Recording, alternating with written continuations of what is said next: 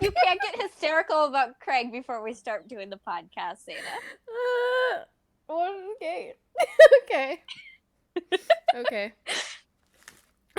I know asking you not to be hysterical about something is a tall order, but Just don't start crying about this. I'm already a little weepy. That's fine. That happens. That's how it is on this bitch for now. Let's get this podcast done.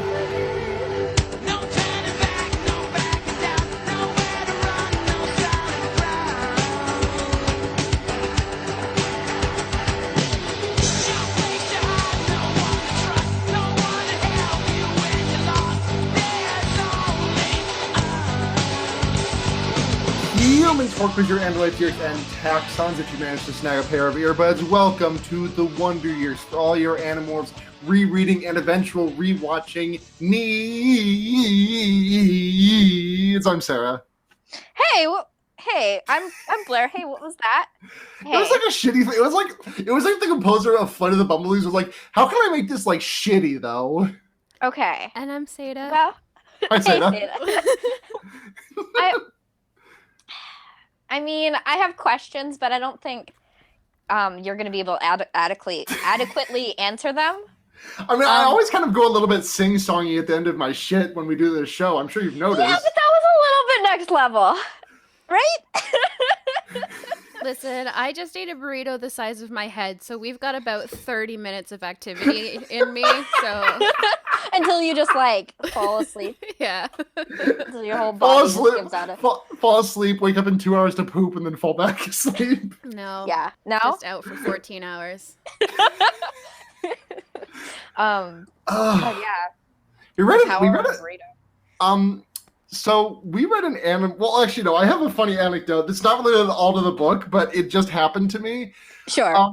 I was downstairs. I have I've been trying to cut back on my my snacking specifically for like chips and shit. So I've managed to substitute it for cucumbers with sea salt over top of it, which is fucking delicious. Mm-hmm. But I'm downstairs in the kitchen, like having a conversation with one of my roommates, and let's call her Darbus. Sure, that's a name. And I'm just having a conversation. I'm cutting the cucumber slices, and I offer Darbus the cucumber butt, and she's like, "Oh, I love cucumber butts, but this is a zucchini." And I'm like, "No, it's not." And then she's like, "Yeah, it is." And I take a bite. No, it's not. And then I take a bite. And I wait 2 seconds. I'm like, "This is a fucking zucchini." Someone at the grocery store did a prank that they knew for a fact there was no way they were going to see the result of it, but they still fucking got me, and that is some shit. Truth be told, if you put a zucchini and a cucumber next to each other right now in front of me, I could not be confident that I'd be able to tell the difference between the two of them. I mean, if you've never had a reptile, that's pretty understandable because like everything the reptile eats is zucchini, and like sometimes I'll drop a slice on the floor and I'm like I would be like, Chunk doesn't deserve this, but I don't want to throw it away because the trash can's a couple of steps over, so I'll just eat this. Oh, so you can eat the floor zucchini, but Chunk can't. Yeah, exactly. An animal that would probably normally be eating off the ground. Of course, I would never do that to my son. When he eats off the ground, he sees it on the ground and he knows that it's on the ground. I don't want to give him something that has been on the ground without his knowledge and without his consent.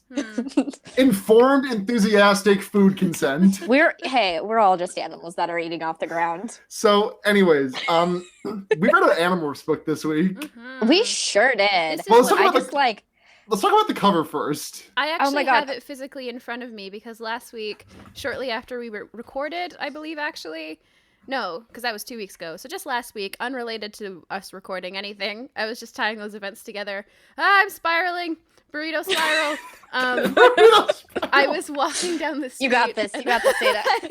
I passed a Chumley's that had a display of used books, and guess what I saw? The Animorphs. I saw the very book that we were about to read, and I got so excited. I grabbed it, and I grabbed another Animorphs book that was beside it.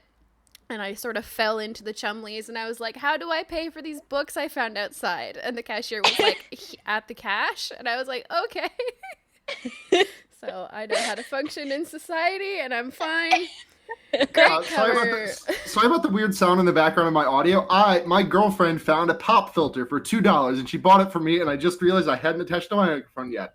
So here Yeah. is me with a pop filter. It's beautiful. Great. Thank you. I'm probably just gonna. Oh wait, hold on. Earmuffs. This is gonna sound shitty.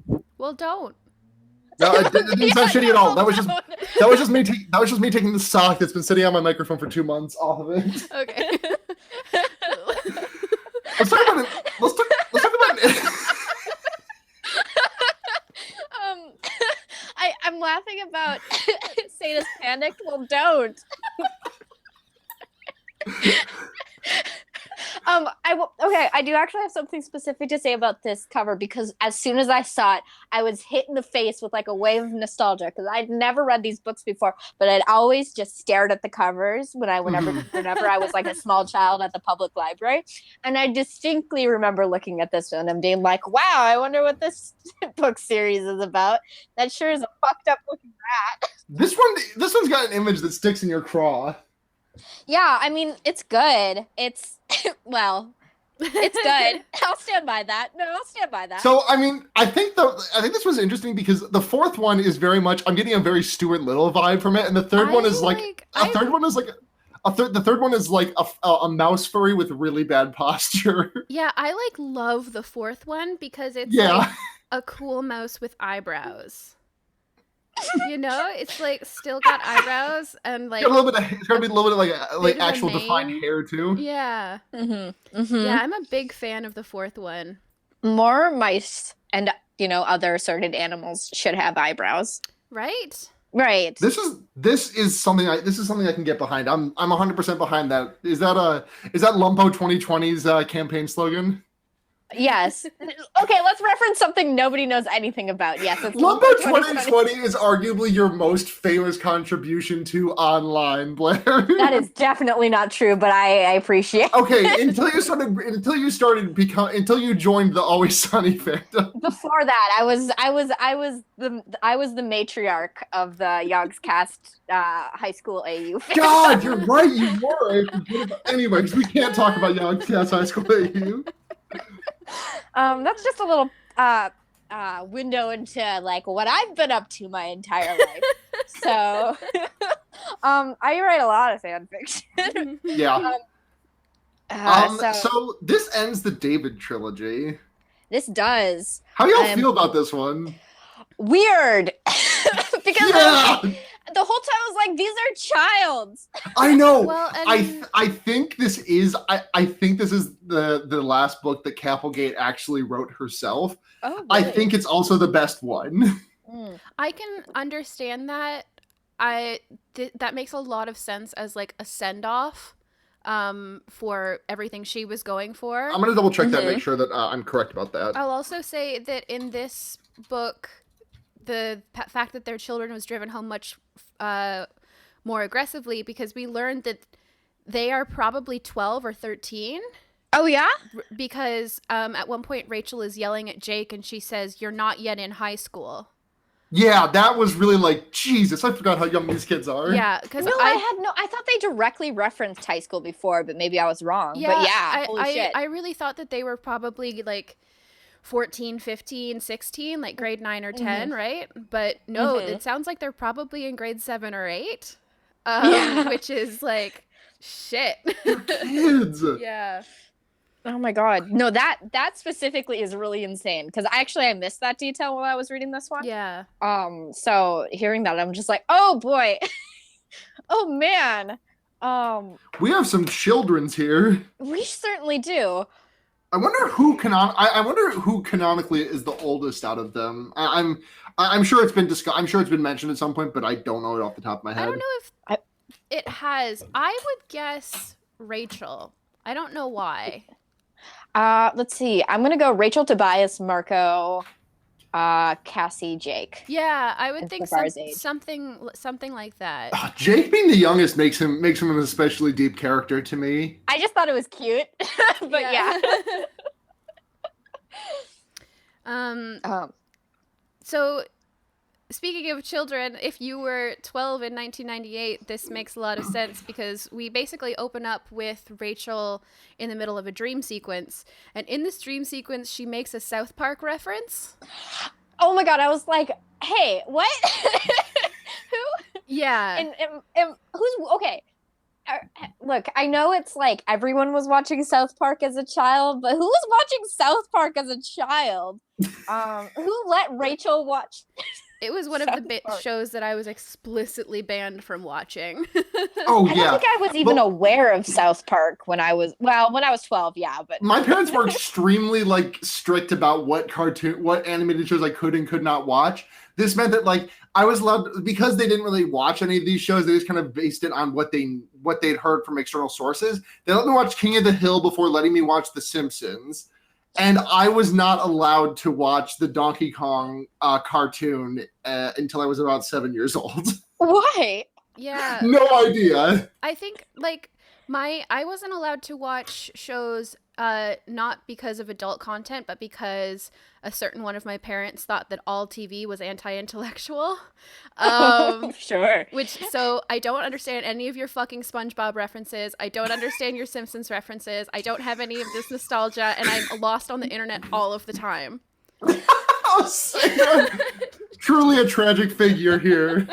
I never watched The Simpsons because not because I wanted to and was banned from it. I just didn't watch it. Yeah, that's fine. My dad is obsessed with SpongeBob though, so it was constantly on the TV. He probably knows the show better than I do. That's awesome. To the point where he'll just like, well, he spends a lot of time by himself at home. Because he was kind of the homemaker, so like, well, both of the kids were at school, he would just like be at home by himself. So he just talks to himself a lot. So he'll just like quote like entire sections of episodes to himself just in the kitchen. And I just like get to have that sort of radio theater while I'm at home with him. That's great. Is somebody cutting their nails? No. No. Anyway, sorry about the rough edit there, folks. It's not going to be rough. It's going to be beautiful. Yeah, it's excellent. Yeah, Sara's editing. Sorry about that. Sara's an audio magician. Sorry for calling attention to the seamless edit there, folks. Y'all want to talk about? Okay. Let's get into the book. Yeah. This book picks up where we left off with Axe. Where we left off, sort of, with Axe having been dispatched to get Rachel, to stop David from his shit. And for doing his bastard boy shtick. I'm so immediately excited for this book because, first of all, it feels like it's been a minute since we got a Rachel perspective, which I'm not sure if that's true. But let me take a look at Richard's Animorphs forum. Sure. Richard, if you're listening, get at us. It's just always good to get a girl book, though. You know, it is. Yeah. And also, we haven't had Rachel since the Underground, which was the Oatmeal episode or the Oatmeal book. Oh, good. Right. All right. So it's been 5 books since the last Rachel book. Yeah, which is, and like things have really picked up in the last 5 books. Obviously, especially the last 3.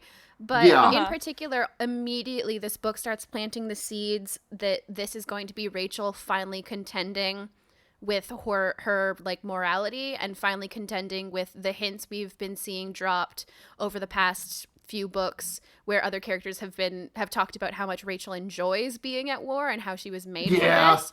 And pays off in a huge way here. And you can tell that this is where it's all going to start to like come to a head. And so I got so excited so quickly. Yes. And because not only a Rachel book, but an introspective Rachel book. Exactly. And this book delivered. Absolutely. Oh, big time. I know I said it earlier, but I just want to get a gut check on this feel. Best book so far? It'd be so hard for me to make that judgment. I really like this one, but I don't know if I would say I don't know if I would say it's my favorite, but I don't know. I don't have the memory to say what would be my favorite. You know what I mean? I think for me it's this or The Escape, which is the Marco one with the hammerhead shark and his mother on the underground base or on the underwater base. I certainly enjoyed this book a lot, but also I don't think it's a fair comparison to any of the other books because it's like the explicit culmination of a 3-book series rather than a standalone book. So Yeah. it has so much more that it was able to like play off of and pay off. Uh, Mm-hmm. so while I think it was certainly very good on its own merits, I can't really compare it to the rest of the books. That's fair. Yeah. That's very fair. Yeah. But anyways, so Axe is like, hey, Rachel, there's trouble. Tobias might be dead. And Jake is fighting David. And Rachel's like, ah, fuck, give me like 30 Well, shit, seconds. let's go. Yeah. And immediately, like, she's like, why did Jake think of me specifically? You know? Yeah. Like, Yeah. I think pretty quickly jumps to the conclusion it's because I'd be the most one willing to like kill someone, you It's know? definitely in the first chapter. She says something like, "Oh, I realized why. I know what I'd do if I caught David, and Jake also knows what I'd do. So Mhm. that's why he decided to send Axe to get me and not That- Cassie or Marco." That's a bit of a motif in this book specifically, like Yeah. that Rachel never explicitly outright stating it, but like her knowing deep down that she would be the like Marco and Cassie might wobble, might like fold a little bit, and Rachel would just, go for the jugular. And Jake knows that as well. She never says it quite explicitly like that, but like she does say, I know it deep down, and Jake also knows it. She kind of explicitly says it. Later. Yeah. Yeah, but She does say it. I misspoke. It's okay. Yeah, it's so they head to the mall where they see like Jake like in a pool of blood fuck as up. a tiger. Yeah. Yeah. Jake is a fucked up tiger, which is fun and everyone loves to see that. The thing is, you can put a fucked up tiger anywhere, You sure You can. certainly can. especially in the middle of a mall. That's where you'll and find me on Saturday. As much as like, drunk in the JCPenney. don't do that. Well, You'll get escorted out of the mall. The joke was the fucked up tiger can go anywhere. That was the joke. I got sorry. it. Sorry. I'm just saying, don't do it. It's been a week. I know it's only Tuesday. It's been a lot this week. Yeah. What I really loved about this like opening sequence is that we haven't referenced the fact that Rachel is a gymnast in a grip. Absolutely. Yeah, this was good. Yeah. And then she does some gymnastics, and I'm like, fuck yeah. Because she saves Jake's ass and manages to chase she's demorphing because there's David's nowhere to be seen. She demorphs from the hawk and into I think she's going for bear. I don't remember exactly because she gets interrupted by David in lion form, who like basically makes her jump onto like a 6-8 inch. Well, she throws herself over a railing because he charges at her. She throws herself over a railing and he's sort of toying with her like, I could just bite your little fingies, Rachel. What's up? And then she sees like a beam and she's like, fuck it, rolls acrobatics, gets like a 15 and manages to land just barely. And this immediately also, I was so excited for the first few chapters of this book. She explicitly threatens David because he's leaving, he's running away, and she says, I'll kill you. Like, she says the words, David, if I catch you, I'll kill you. And I think this would be jarring no matter what, but after, as we pointed out, like the specific non-violence of the last couple books, especially the last book, hearing a pointed death threat in contrast to that is like left me like slack-jawed for a moment. And really drives home. I mean, Jake did do some very thinly veiled threatenings to David last book. But he would never, Jake would never actually threaten to kill someone, is the thing, right? He maybe would allude to it, and there's no actual like force behind it, you know? Yeah, that's because fair. he wouldn't. And that's also kind of what I'm saying is that there's no euphemism in this at all, which has historically been what the series does.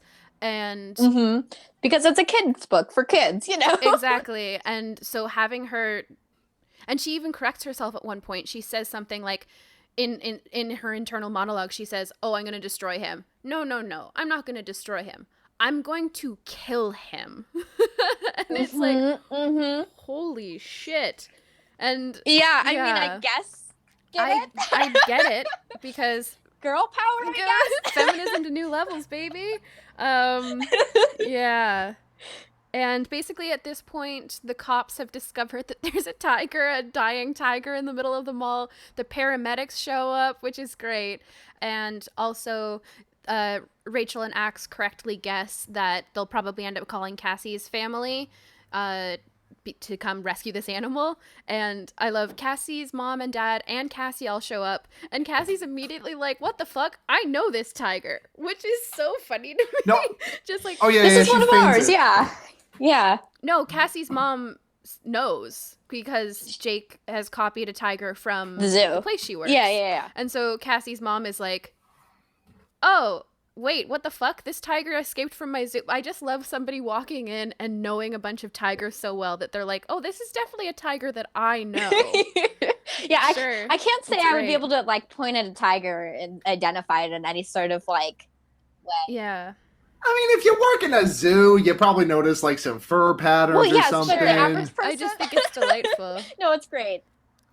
Well, no, of course not. Yeah, no, it's very good. Also, basically, to make sure that Jake got taken care of, Rachel and Axe are in fly morph.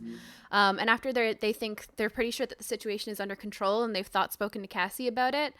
As they're escaping, as they're leaving, Rachel makes an explicit point to be like, aw, man, I really just want to hunker down in Jake's blood and take a sip right now because I'm a weird fly, but I gotta leave. And it's like, what the fuck? I love her so What much. the I didn't realize this until just now, but I'm sure it's intentional that it's circular, that this book like starts and ends effectively with Rachel and Axe flying away from the aftermath of David. I really loved seeing Rachel and Axe together. I think Me it's not something that too. we've seen enough. Yeah, it's such a good there's- Yeah, dynamic. we don't ever get Yeah. it. It's great. There's a great moment when Rachel asks Axe to do something or kind of commands him to do something, and she has a moment like, oh shit, I don't know if he'll listen to me, but Jake might be dead. Not saying that makes me the leader, but and Axe just like does it. Yeah. 'Cause he's, He's a friend. it totally. I love like reach the into two your local, warriors being put together. reach into your local dome ship, and you will find a friend and boy.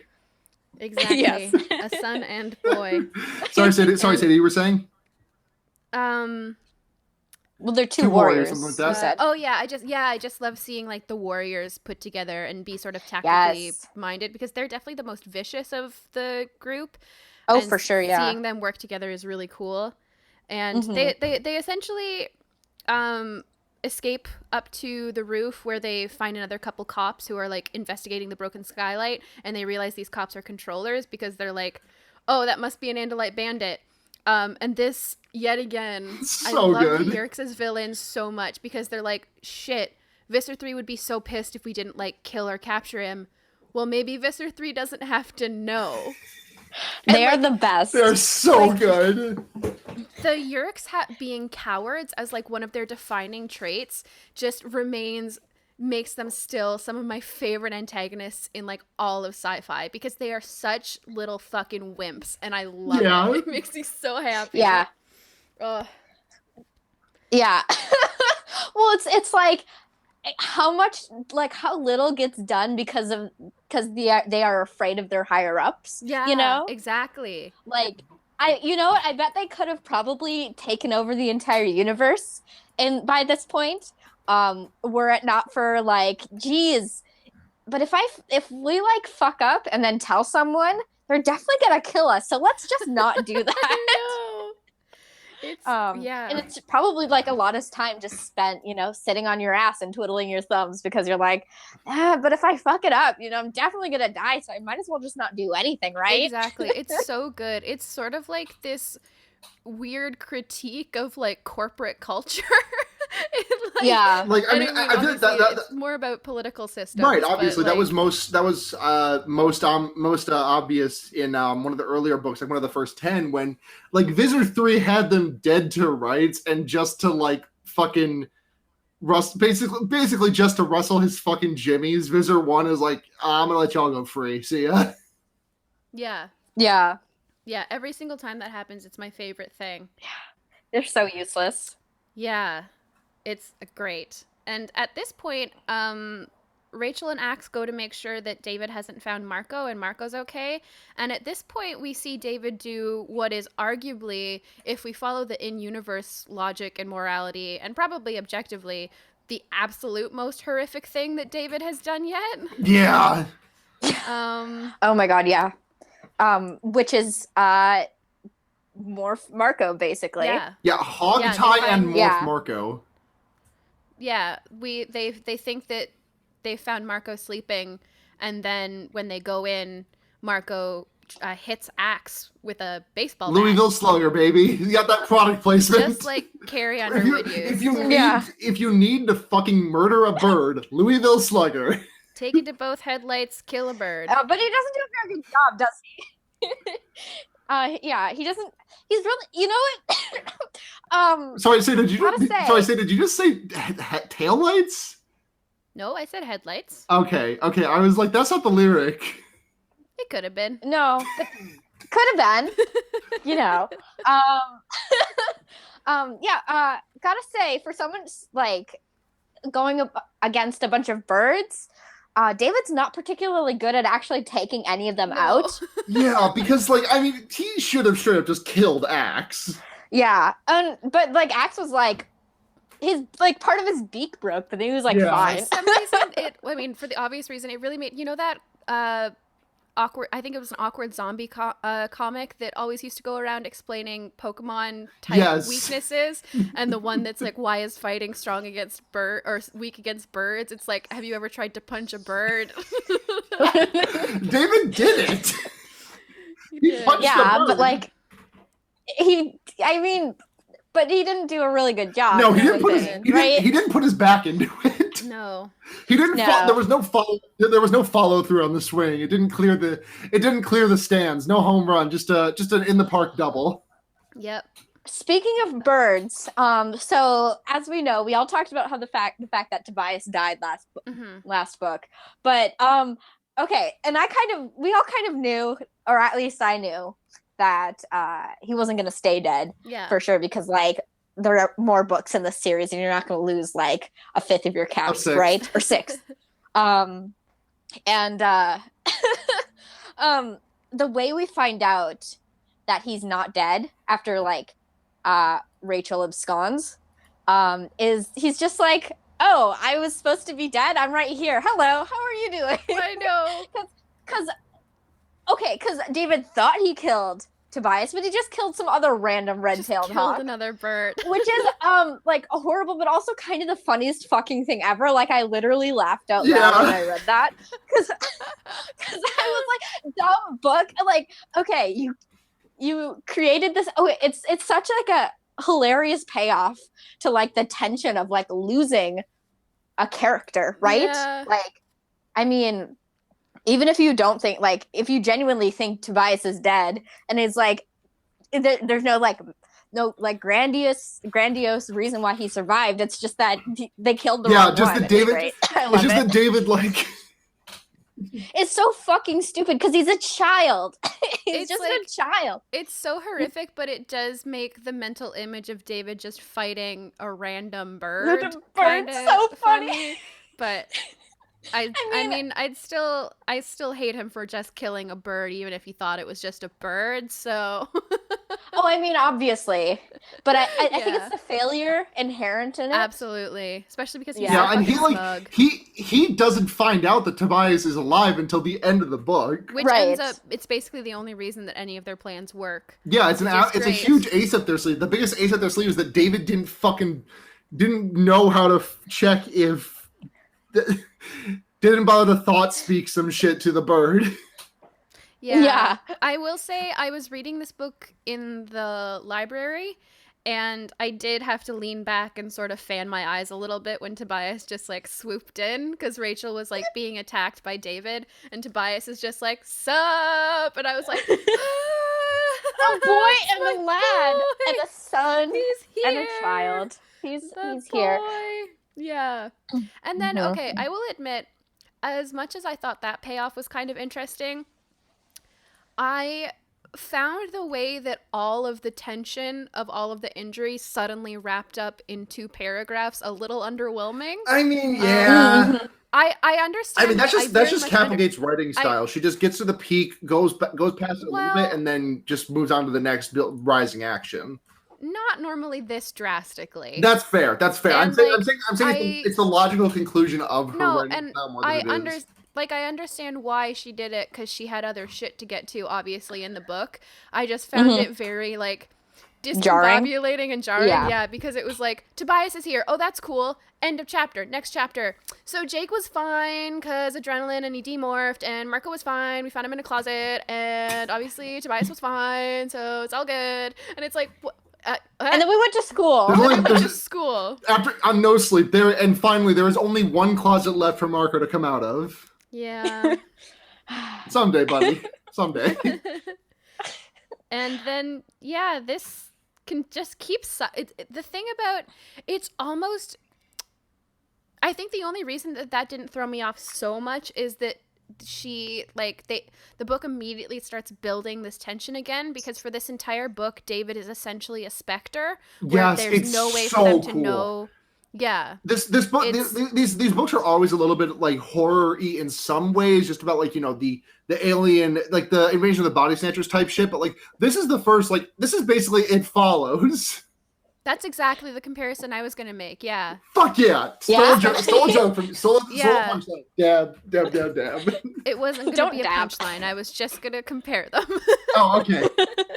Well, I'm sorry. That's okay. It's so fucking... Yeah, sorry, you go on. Yeah, sure. At this point, basically, Marco, quote unquote, walks into the cafeteria to join them, but he's being a little bit too jaunty. Like, that's how he gets caught, because he's got like a pep in his step, and everyone's like, what the fuck? And that can't be like, Marco. Marco has clinical depression. Exactly. And yeah, I think that he like performs a maneuver, like he like turns a chair around and like kicks his foot over it to sit on it backwards. Yeah, he sweeps his legs or something. And then he crosses his arms over the back of it and is like, "Hey kids, I'm gonna threaten your lives, but also let's talk about drugs and why it's bad to do them. I'm former president. Let's rap. I'm former president Bill Clinton. Let's talk about why drugs are bad." I don't know. David has been Bill Clinton this whole time. Oh my! Can you imagine? My David face claim for the open Animorphs RP is Bill Clinton. Can we run like an indie Tumblr RP of Animorphs? Yes, absolutely. But Bill Clinton's just there. Bill Clinton's just there. My AU by name. Bill Clinton is just there. Okay, I know. I've been looking for resources to do an Animorphs tabletop game, and I think the only way to tie all of the one shots and all the hacks I've seen together is just throw a bystander Bill Clinton into the mix. Yeah. Oh yeah. That's actually a really well-known rule in tabletop RPG design. Is just throw if Bill things Clinton? are seeming a little loose. Yeah, you just sort of tie him up with a bill. Yeah. Clinton specifically. Yeah. It can't be a hater or a No, hater just fucks it all up. Yeah. Right. Yeah. No. Yeah. Did you know it's actually canonical that whether you're aware of his presence or not, Bill Clinton is actually extant in every tabletop game. I did know that. It's just not mentioned because it's not part of Harry's story. Now, Now, my question is: in the absence of a Clinton, will a Blanks do? Can we just like get a Billy Blanks in, or does Billy throw the whole thing off? Does it have to be a Bill?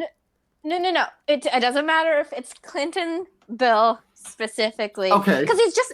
I mean, there's no way you can be without him because he's always there. That's the thing about Bill Clinton is that he's always there. He's just there. We're 35 minutes into this podcast, by the way. And we have uncovered a brilliant secret to success in tabletop games. I think we should just turn this into a design podcast. You know, like what's it called? What's it called? Secret Hitler? Secret Clinton. Secret Clinton. Except for it's not a game you play, it's just part of every game you play. The Secret and Clinton it's not so is much just a secret, it's more like Quiet Clinton. Quiet Clinton! just like in the corner of the tavern where all your heroes meet up, you just hear, how you doing? Well, you don't hear anything. Right, because he's a really quiet Clinton. A better Bill Clinton would be like, yeah, you know? Oh, yeah.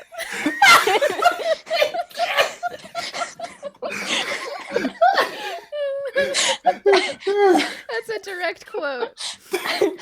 Yeah, a direct quote from Mr. Clinton, archived from his speech. That time when he said, I have and that everyone on a applauded. throw pillow. Yeah, It's technically on every throw pillow. I've got one of those pillows that plays. I got one of those pillows that you can press a button to play an audio clip, and it just like you tap it, and there's like some static of like the audio recording, and it's just, and that's the end of the clip. Yeah. Oh yeah. Okay. This is the best episode of this podcast we've ever done. I am still thinking about how it's on every throw pillow. So I think in essence, Bill Clinton lives in all of our houses. Yes, but anyway, so now that David's done morphing Bill Clinton, he follows, but it's Bill Clinton and just Bill Clinton. Bill follows. Hey, what about that scene in It Follows in the house with the super duper tall guy, but that walks in behind the girl's friend, except it's Bill Clinton. Oh, I mean, I'm just thinking like there's a Bill Clinton in your house right now, and it's your job to find him. Don't say that. I'm scared now. I didn't say he could do any damage to you. It's just Bill fucking Clinton. He's just there. You punch him once and all of his bones shatter. It's fine. But he's in your house. Oh my god. Okay. Cassie uses her empathy superpowers. She sure does. Let's get back on track. I'm a little Bill Clinton happy right now. Yeah. I'm a little high off that good Clint. Yeah. That Clint. That fresh shit. That new. I just want to talk about. Anyway, we can't. Just want. I want everyone to know what that I. What about a ghost hunting show, but it's just finding Bill Clinton? No. Where's Waldo? But it's just where's Bill? But in real life. Yes. I just want. I think God. I want. What about the show What about the movie The Running Man? About the show Running Man, where instead of secret agents chasing down Arnold Schwarzenegger, it's just a bunch of Bill Clintons. What if the Matrix instead of Mr. Johnson? What is it? Mr. Smith? Instead of Mr. Smith, it's a bunch of Mr. Clinton. What if it? Yeah. I want. So I'm unchained.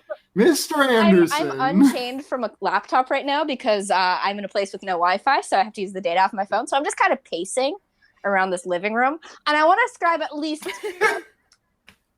35% of the weird energy in this particular podcast episode to that. To Bill Clinton. Clinton.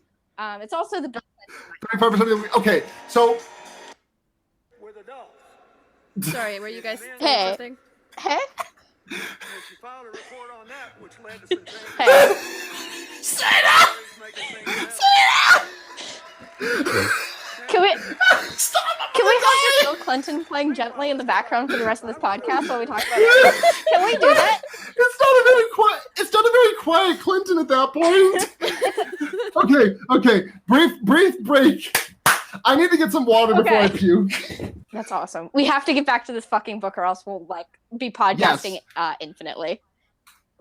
So David has morphed Marco and has basically said, give me the fucking cube and I'll leave you alone. And they're like, fucking no. And he's like, well, ha ha ha. And then Marco starts walking over and he realizes Marco starts walking over, he realizes what's going on. And David's like, well, that's my cube. Bye. And Jake's like, Rachel, go after him. What he says eventually is like, well, even if you don't give me the cube, I can just tell Visser 3 that not all the Andalite bandits are Andalites. And also I have all your home addresses. So you're basically fucked anyway. And then Rachel goes after him and stabs him in the ear with a fork. She sure does. And threatens to kill his family, like his parents. Yeah, like explicitly. Very explicitly. Is like, hey, you want to rat us out? Cool. I will kill your parents. Yeah. And stab them. And she's like immediately horrified by herself. But also like it's interesting because she's like, okay, it sucks that I did this, but like, what did Jake fucking expect to happen after he like let me go? You know? And then I and then think she really gets it's mad about that she feels that like Jake is using her for the dirty work, basically. Like he's using her as a tool to do like the nasty shit that he doesn't exactly always want to do. Right. Well, it's interesting. I really like how it's dealing with this because it's partially her dealing with like her own guilt and her feelings Mhm. of being out of control. And part of her anger at Jake is certainly justified because as they explore later, he's definitely being a hypocrite and like handing certain things off to her without like taking any ownership over them himself. Mm-hmm. But part of it is definitely also her just grappling to find something, like anything at all, to blame for her behavior. Mm-hmm. Because she fairly soon after this, they basically they Sadler comes up again, and Rachel also points out that he sucks, which is very funny. And It really is. Even Rachel's little sister is like, yeah, Sadler kind of sucked. Yeah. And she starts having a big monologue like, nothing bad happened to me. I didn't come from an abusive household. Sure, my parents got divorced, but a third of the school has divorced parents, and the other third wishes their parents were divorced, which I thought was very funny, like very of its time. Yes. To like when like divorce was still kind of thought of as a slightly weird thing. Yeah.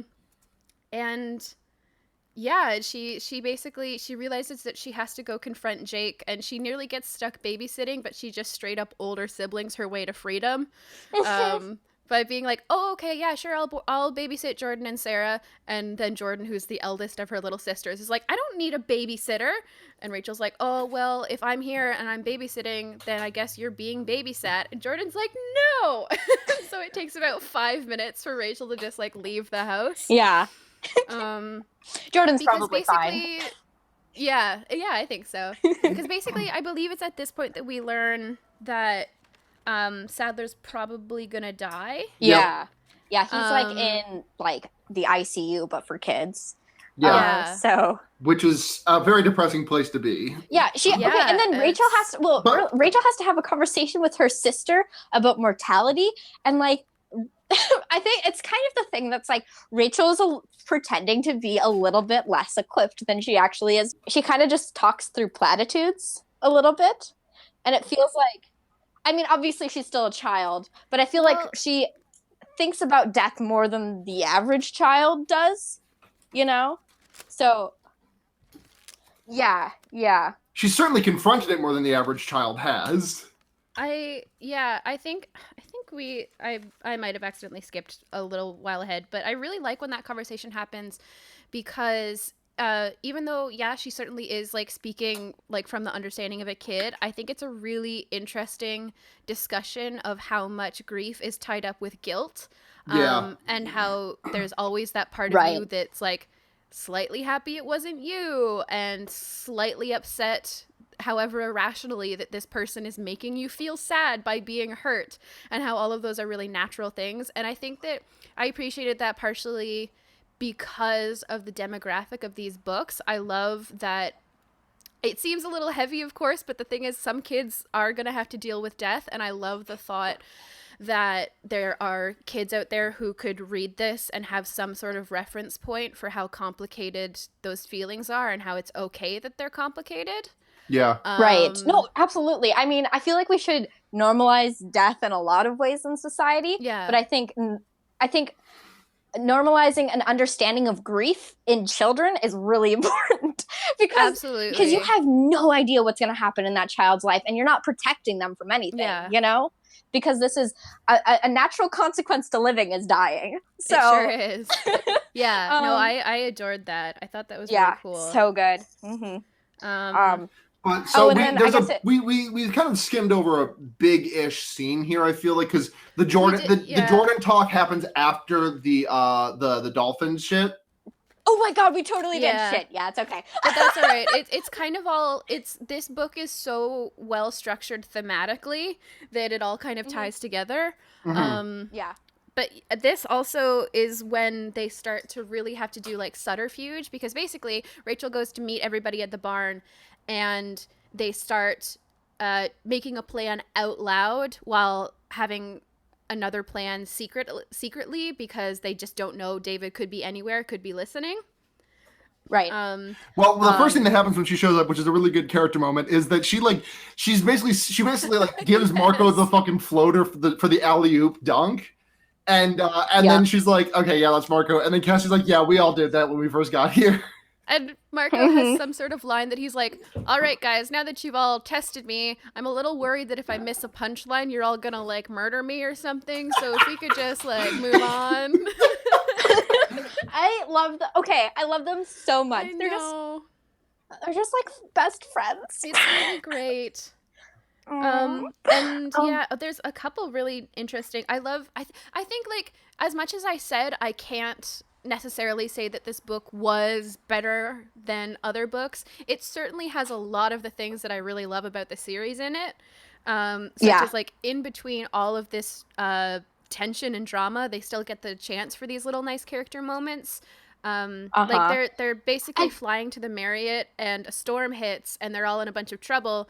They have to morph from seagulls to humans to dolphins. Cassie decides to go first because she's the best at morphing. Rachel thinks Cassie's in trouble, starts to recklessly morph, and then Cassie has to save Rachel because Rachel was so busy trying to save Cassie that she nearly drowned. And it's like a throwaway sort of moment, but it's just so endemic of, like, their relationship. Can I say girlfriends? Such girlfriends. Like, absolute girlfriends. I know. God. It's so good. It's like Rachel being in a panic because she thinks Cassie's in trouble, and then Cassie calmly being like, hey, Rach, you are swimming the wrong way. Let me help you up to the surface. Let me help. It's so great. And I also, this whole sequence where they're doing a lot of morphing and stuff in this storm, I think is some of the most interesting writing that we've seen, because the way that it uses the waves, like, and the completely out of control power of the ocean, to have an all over sense of just complete helplessness and chaos, yeah, absolutely, is so good. Like, it's atmospheric in a way that I could, like, feel as I was reading it, because they're just basically like, well, we have no choice, we have to morph, but, like, we can't fucking fight water. It's water. Water destroys rocks over, like, a long enough period of time. What are our stupid little flesh bodies gonna do against it? I think one of my favorite parts about this book that's really understated is that, like, that entire scene, like the stormy water, like, Capelgate just fucking pulls out her English degree and just goes to town on these descriptions. It's really well done. Yeah. Like some of the descriptions are like straight poetry, like the idea of, like, the hammer, like, lighting up the sky above when they're on the dolphin morph looking up at the sea level. It's fucking I'm often very struck by the way that she describes the way that they see things when they're in animal morphs. Yeah. Partially because they're well written, but partially because they belay sort of like a scientific understanding that must have been found. Like, she did research to find out what these animals' vision is like. Listen, Capelgate did her really cool. Capelgate did her research. Oh, by the way, speaking of which, I looked it up. This is not the last book that Capelgate wrote. It was the third to last. Okay, so cool. We've got the third to last contiguous one, because she writes after starting at 25 up until the end. They're ghost written. But Capelgate wrote 3 of them. I don't know what 2 of them are, but I know that the last one was all her. Okay, great. Interesting. But so they do their sneaking style mission, and by which I mean they roll up on the beach and just turn into elephants and rhinos and just fucking... This part is so much fun because they just, like, they're like, we tried being subtle and that sucked. So we're just gonna, everyone knows where anyone, like, they would be hiding from knows, and anyone that doesn't know wouldn't have any sort of explanation for what was happening. So we're just gonna go for it. We have nothing to lose and nothing to hide. Like, so if we destroy enough of the hotel, maybe they'll just cancel the conference. And honestly, I think if, like, they destroy any of the hotel as giant fucking animals, the conference is probably canceled. So maybe they went a little overboard, but who could blame them, Well, you know? their justification was we need morphs that can be shot at and not care that much, which is Yeah. like, okay, 12-year-olds. But I mean, like, valid. Yeah, very. And it's a lot of fun. You're totally right, because it's just them, and especially because of whose perspective it's from, we get a lot of great, like, it's obviously huge for Rachel. We also get some great Marco moments where he's just kind of being stupid. Yeah. It's such a delight, and we get an amazing appearance from Visser 3. I love it. That, like, is just him at his most pathetic, and I couldn't believe how delighted I was. This is how good of a villain he was, that seeing him, he's like in human morph, covered in mud, just completely panicking, and seeing him in that helpless of a state gave me like a genuine, like, full body shock of just delight. I know. I mean, you talked about how much you love the Yeerks in general as antagonists. I fucking love Visser 3 Visser so 3 much. is so good. To the point where I think I don't know, I do not think it's gonna happen, but if he had a redemption arc, I would be kind of on board. You know what I mean? Interesting, no comment. Okay, to justify that, his direct competition with Visser 1, look, Yes. you know what? Absolutely. Yeah. He is, and he's such like a whiny bitch. He is. like he is shockingly like we can't get into it. I'm gonna get too excited. I totally get it. He's just basically throwing tantrums 100% of the time, and it's like the entire basis of his character is just he has short-term and long-term tantrums. Yeah. It's great. I love it. Oh, and he's so he like barely cares about the cause itself. He's just so involved with his own ego, which is kind of why I think he would be willing to abandon the whole like plot entirely for his own ego. You know what I mean? Right. If it would benefit him, he would do it. Sure. Speaking of people who would abandon a cause for their own benefit, David is an orca now. Yeah. So they run back into the ocean and they become dolphins again, so they can go home. And then David shows up as an orca. And he reveals to everybody else that Rachel threatened to kill his parents, and there's sort of an awkward silence, and Rachel is like, well, fuck all of you too. Internally. And then they just kind of basically dance around David until Cassie can demorph and remorph into a giant fucking whale, at which point David doesn't know that that's a completely harmless animal, but he's like, well, that is a big dog, I don't like this, goodbye. Yeah, that's me with whales though. That's honestly fair. Everyone is always like, a blue whale would never hurt you. And I'm like, it doesn't matter. It's big. It's so big. You ever seen that video footage of the woman at SeaWorld doing tricks with the dolphins and then one of them just like lands on her? No. That can happen. Yeah. The woman was fine. The woman was completely fine and made a full recovery. Just to clear the air, in case anyone hear that, it was like, oh my god, did Sara watch a stuff film? SeaWorld, so. Yeah, she probably left that job. And this was back this was in like 2001, to be fair. There's a horrifying moment where Rachel bites onto David's tail and he just sort of flicks her away and she gets all of her fucking teeth ripped out. Yeah, that sucks. It's not great. And when Cassie arrives as a humpback whale, she calls herself Moby Cassie, and I'm like, absolutely that's not what she said. What she said was, what's up, I'm Cassie Dick. Fuck you, David. Like, there's no way. There's no way. Yeah. And yeah, this is when we get the really great discussion of like intersections of grief and guilt. And David was listening the whole time. Yeah. This part is so terrifying. So, because basically out of nowhere, Rachel starts hearing David thought speaking to her, and he starts quoting what she was saying to her little sister back at her. And he says her name about 1,000 times, which I It's know like the he's my like brother, a my brother. villain thing. It's like the my brother, Jeffrey. Jeffrey. Yeah. Rachel, It's also- did you want to go to the Rachel Matthews Band concert? It's also Rachel. just one of my biggest pet peeves. I hate it when people say people's names too often because it's such a like it is the classic like how to manipulate people. Mhm. Oh, I hate it. Like, oh, great job, man! You read fucking How to Win Friends and Influence People. Glad you got glad you fucking read the free trial you get. Oh from my the god, you ebook know on he read Amazon. it though. Oh my god, He he did. did. He Yeah, absolutely.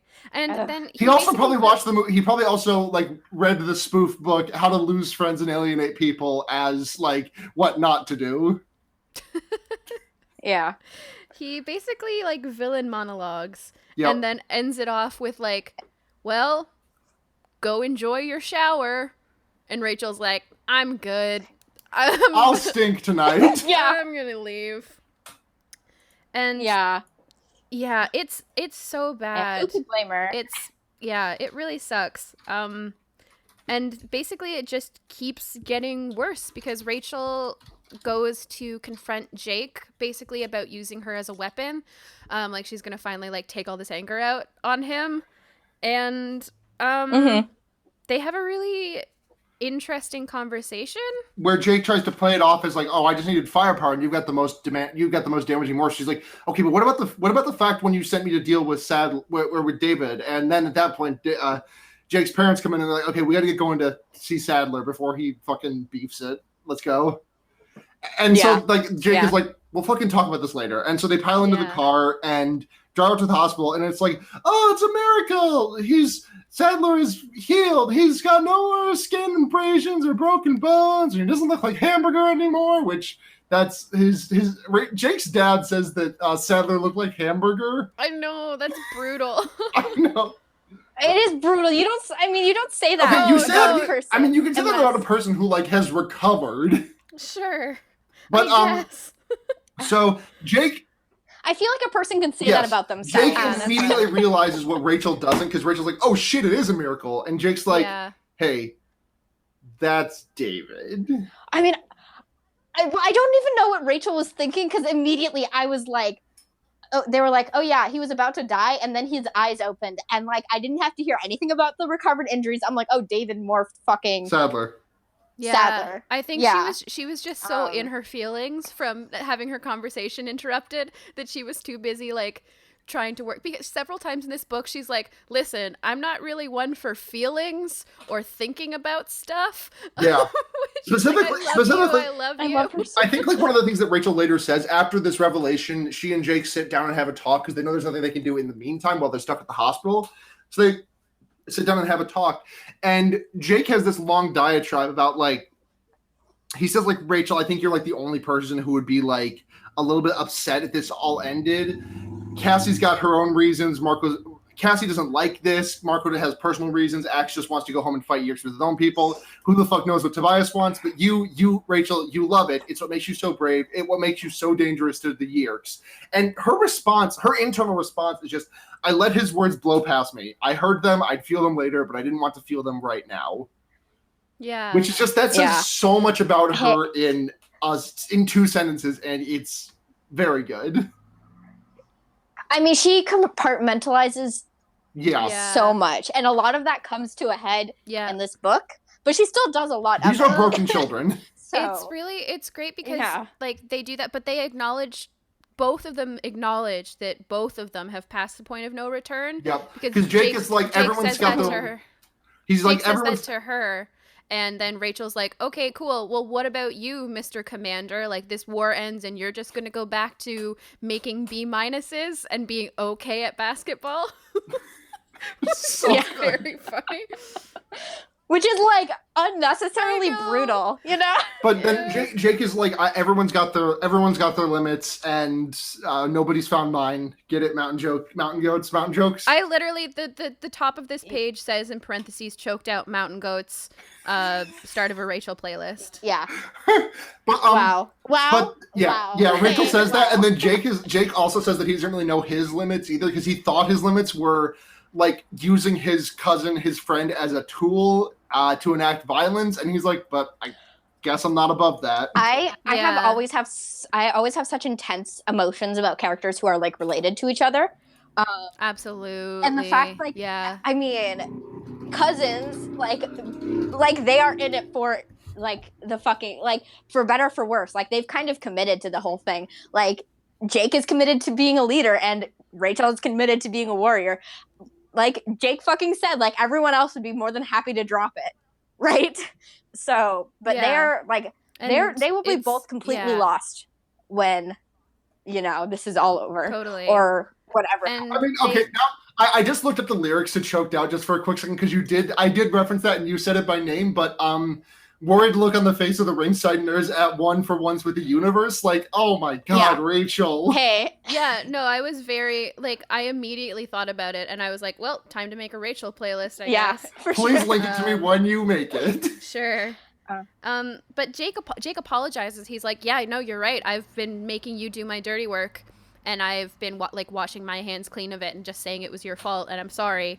And then Rachel's like, I'm not. This isn't normally something I do, but I did hug him. Oh, yeah. So family, and it's like, of course you did, sweetie. family, cousins. Family. Jesus. Hey, What the fuck?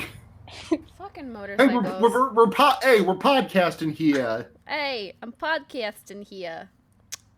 That was my Bill Clinton. wow, that was really good. Yeah, and they basically then have to sort of hang out with the group and try to come up with a plan to defeat David, who is now living full-time as Sadler. And Marco makes a point at like the beginning of the scene to be like, hey guys, I never liked him. Remember that. And they're all like, okay, fuck it, we know. Yeah, I think Rachel says goody for you, and it's like, yeah. Yes. Yeah, they basically put on a fucking stage play for David here because Marco like fucking calls out Rachel and he's like, and she like doesn't really take the bait because she like needs to play the part of the very weathered, finally bested girl. And Jake, I swear to God, Jake should have fucked the dog on this one because like he absolutely says at the end, basically, and David is just so much smarter and more genius and inventive and cooler than all of us. Yeah, but David's ego is Like the the thing. Yeah, I mean, Yeah. you 1-800 you ain't wrong. yeah. Yeah. But I don't think that it's not revealed until after that they were doing this as like to show off to David, right? no, but like some of remember- Rachel's comments to herself are basically saying as such. Yeah, Like but it doesn't say it explicitly, but she's basically like, will David believe this? Is he listening? Is he stupid enough to be smart enough? But it's far enough after this scene that I was like, Marco's straight up pushing Rachel to murder a dude. What the fuck? Yeah. And then like shortly after, Rachel's like, you're sure David was here, right? Which is good. Yeah. But they basically outline a plan, and David like pulls out the trump card by meeting them at Taco Bell, and is like, "Okay, well, we're gonna give you the Escafil device. This is the only way out." And he like basically they do the my favorite thing in heist movies, which is when they manipulate someone into demanding something. Like they basically they force a card on him, like in like a magic trick. They force a card on him, and so he thinks that he's the one who's like, "I'll make Rachel show me. I will use this Pepsi bottle." Yeah. Yeah. I will say just briefly, one thing I really loved, they are at one point doing something mysterious before meeting up, and they're all like, it's a beautiful day, and Axe is like, why do humans think some days are better than others? And someone's like, well, because rain sucks. And he's like, but rain's important. How is that not beautiful? And Marco's like, oh, I like it when it's sunny because then all the girls wear a tank top. And you're like, egregious. oh, bud. Egregious. Okay, A, egregious, but B, Marco does specifically bring that up out of nowhere because Rachel and Axe start talking about what they're going to be doing. And obviously none of them want to be thinking about it, so Marco's like, I'm going to be horny for a second here. And there's a moment that was really interesting to read in a book that was published 20 years ago, which is that they all meet publicly in this Taco Bell to sort of do the whole thing with David, and they're all very like hyper aware, realizing that David could have sold them out and they wouldn't know. And Rachel makes a comment like, I mean, the thing is, they don't have to attack us like aliens. Visser 3 could just have somebody come in with a gun and like kill us all with a gun in this Taco Bell, and it would probably hit the news, but it wouldn't be that weird. Yeah. And it's like, Oh, And also, like, no. then they don't. But like, regardless, like the problem would be solved. You know? Yeah, absolutely. But it's just like No, yeah, 20 years on, that comment is like, oh no, then too, yeah, huh? uh-huh. Uh-oh. Whoopsie. And yeah, then basically David is a dick and Rachel cries in a Taco Bell, which I did write down mood. I think we're all kind of crying in a Taco Bell and like our hearts and stuff. The thing is, Right. not to make another Mountain Goats reference, but crying in a Taco Bell does sound a little bit like not a Mountain Goat song, but like if Al Yankovic did a parody of a Mountain Goat song, it would be called "Crying in a Taco Bell." Sounds a little bit like a front bottom song, unfortunately. It does actually Yeah, sound it does. much more like a genuine non-parody of a front bottom song. Well, that's not really a Front Bottom song name, but more of Front Bottom's lyric than anything. Because Yes. Front Bottom's names Absolutely. are like swimming pools, flashlight. Like I can't think of any other Front Bottom songs off the top of my head. Yeah. Swim trunks, jorts. Yeah. Will we ever stop cutting our jeans into jorts? No. Time to spring your jorts back into dance. We get a lot of David villain monologues in this book, and we're about to encroach upon yet another, where basically they've sowed the lie that Axe has broken down the Escafil device, and Cassie and Rachel like hid it in several pieces. Mm-hmm. And so they get to the site. They let David do the whole thing where instead of they're both supposed to turn into rats and everyone else is just supposed to hang out, but no, he turns into a snake and he threatens to kill Rachel and makes everybody else go into a cockroach form and puts them in a bottle. And then David's like, oh man, Rachel, if you hadn't been such a bitch, you totally could have joined me and we could have just like fucked off and like been cool together, but instead you suck. And it's so gross. He's the grossest. He really sucks. He's like peak like male entitlement, but as a child. He's like peak male entitlement with the intelligence of a child. Yeah. And I actually love that ultimately that is his downfall, because he, like, Rachel plays like stupid weak girl in order to like trap him into a false sense of security. Mm-hmm. Which was like kind of horrifically relatable. Just being like, I don't want to deal with you, so I'm just gonna pretend I'm like sad and like dumb. Yeah. And yeah, and basically gets him trapped in a.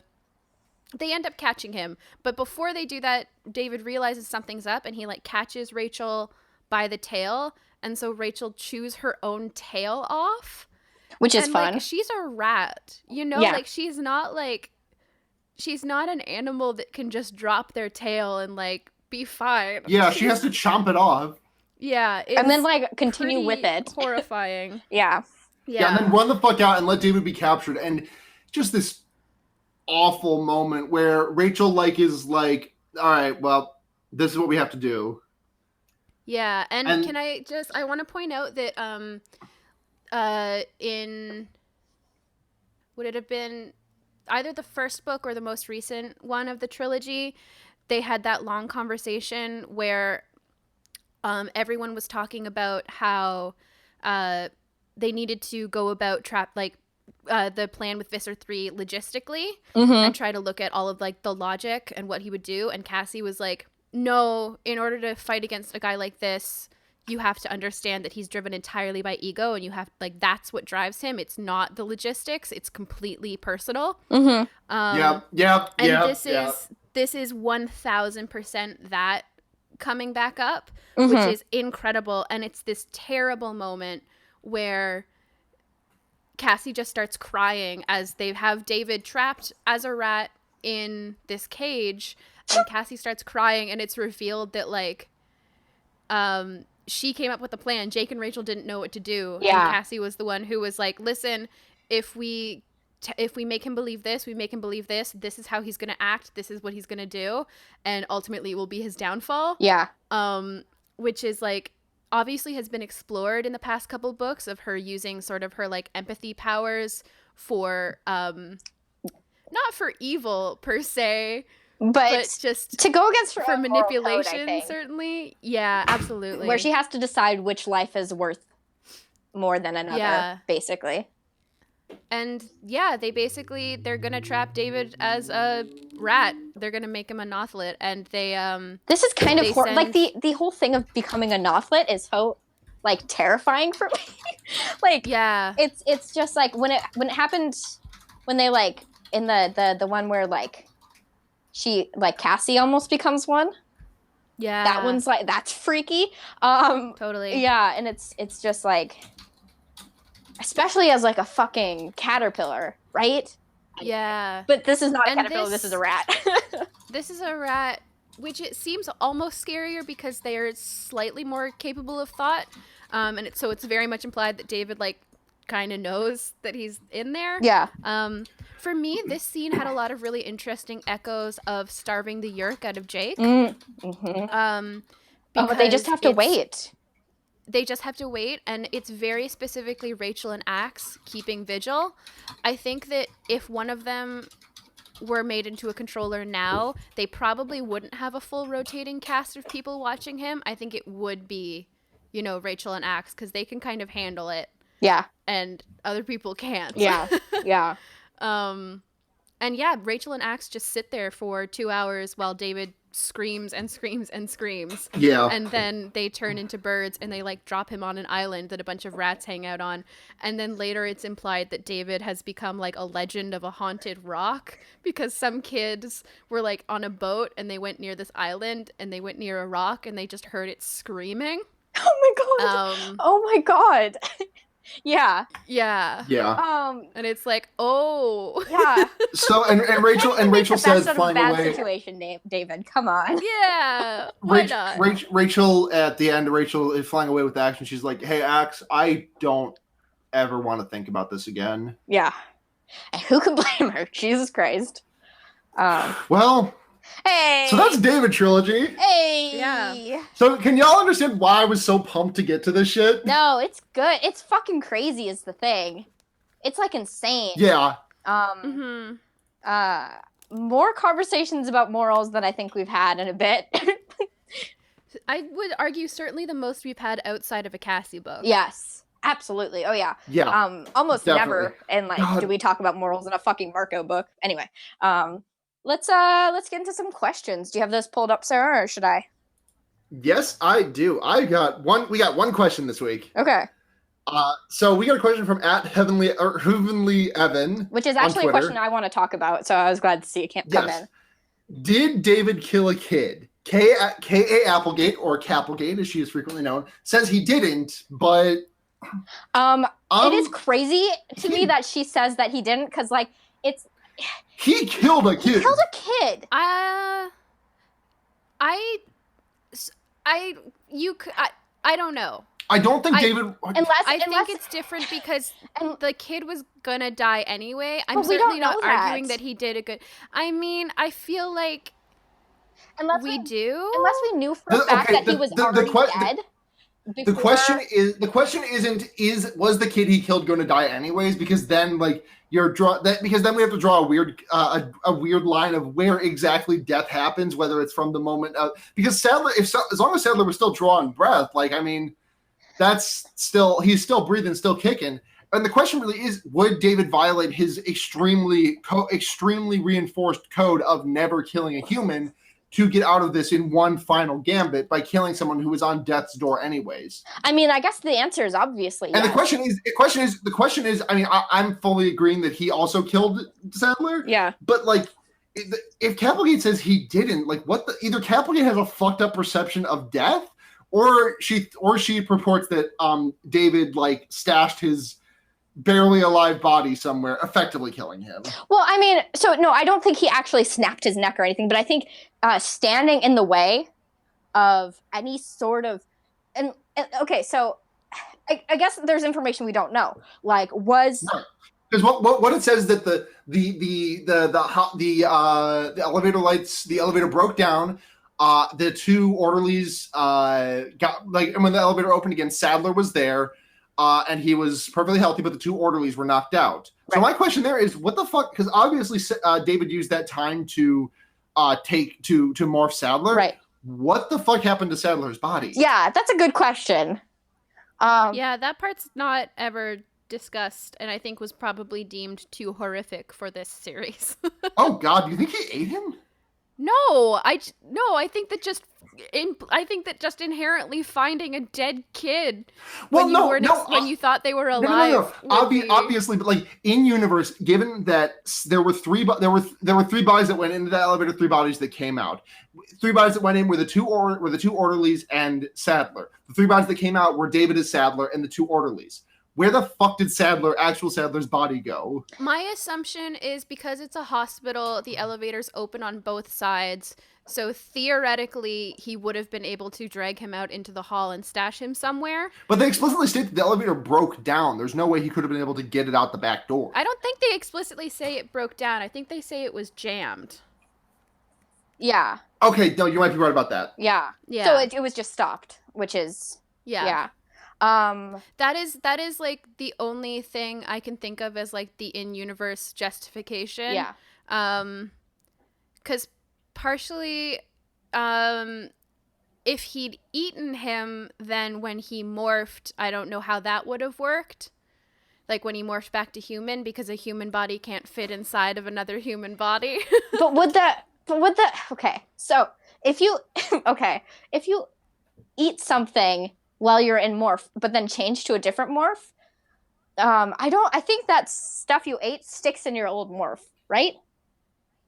It must, because like when they go, say if you eat like a cheeseburger and then you become an insect, that doesn't explode out of you. Well, yeah, it goes to Z space. But the question is, what happens about the stuff you eat while you are extant? While you are like, say you're a lion and you eat like, say you are a lion, but you eat a cheeseburger. Like when you demorph, is that cheeseburger still like, I still have nutrients for like another hour and a half until I need to eat again? Well, I think it's like because you change bodies completely. I would think it would just remain in. But the thing is, like, I find that difficult to justify with the fact that we know that, like, if you get shot while you morph, the bullet falls out of your body. Okay, sure. Well, that's just because can we call up Capelgate and like, hey? Well, I mean, some okay, questions. the reason the bullet falls out with this is because like the bullets are piercing like large extremities on the like large parts of the body that are not there in the extremities. Like you take an elephant and you replace it with you take an elephant, you litter it with bullet holes, you put a person on the inside of it. The person's not going to get touched. Well, the thing is, I don't know what the fuck I'm saying. Let's end this episode, please. We're at an hour and 20. Yeah, we're going a little crazy. We can have this conversation on a bonus episode or something. Yeah. If you want to support the show, patreon.com/fearbaiting. $1 a month gets you access to polls and any bonus content we do, like that bonus episode where we try and discuss the intricacies of Morph Tech. Yeah. $5 a month gets you message read on the show and your name read on the show, and $10 a month gets you you get to demand a movie that we watch for Fear Baiting, our sister podcast that Blair and I do. Mm-hmm. And at $5 a month get your name read. So thank you very much to Michael Kaiser, Sophie, the cool Sophie, Kit, and Paul Bechtel. Yes. Thank you very much for your support, folks. Yes. If you want to find this podcast at The Wonder Yerks on Twitter, we also have a Gmail account, but we don't fucking check it. Yeah. I can be found elsewhere on my leftism podcast, Henry Kissinger's Pokemon Going to Die. It's very fun. We talk about politics. I'm not going to be on this week, but it's going to be a fucking doozy of an episode because holy shit, a lot happened. Sure did. It's going to be coming out around the same time that you're hearing this episode if you're listening to it as it comes out. So go check that out. It's going to be a fun episode. If you want to check me personally out elsewhere, I'm at SunhatZenya. That's SunhatZhenya on Twitter. And also on Twitch, where I've been trying to stream a little bit more frequently. And then also chiesaltonakas.tumblr.com. And I think that's everything. Cool. If you want to find me online, you can do so at Blair Kitch on Twitter or blairkitch.tumblr.com. I'm not doing anything interesting or extracurricular, so just watch me be stupid on the internet. I'm on Twitter at nudity with an EA instead of a Y, and you can also check out my other podcast, which just put up its first new episode in 4 months yesterday. called Music. Oh, not yesterday when you're hearing this, but yesterday when we're recording this. Yeah. This week, in any case, called Music for Molehills. I'm not being. That's what I'm up for. I'm not exaggerating, and this isn't just because Seda is a friend of mine. Music from Molehills is one of my favorite podcasts to start happening the last 6 months. I fucking love it so much. Aw. It's such a good concept, and Seda is an incredibly talented musician, and like both compositionally and like singing wise. That's Yes. the word. Say to make Seda's- good noise. Seda is an I extremely talented appreciate person. that. If you want to check out the rest of their stuff, I recommend you go to gaygothvibes.online. Yes. Thank you. Yeah. And also check them out at nudity on with an EA on Twitter. Yeah, and already I did forget that. Your Tumblrs. Sorry. That's Sorry. okay. Cut You that. got too excited. Anyways, until next time, I'm Sarah. Sarah. I'm Blair. I'm Seda. And remember, Should we also? keep your hand on, yeah, 3, 2, 1. Keep your hand on the Assembled Escafil device. Yeah. None of that's making sense. The only art that's ever created. That was the dumbest.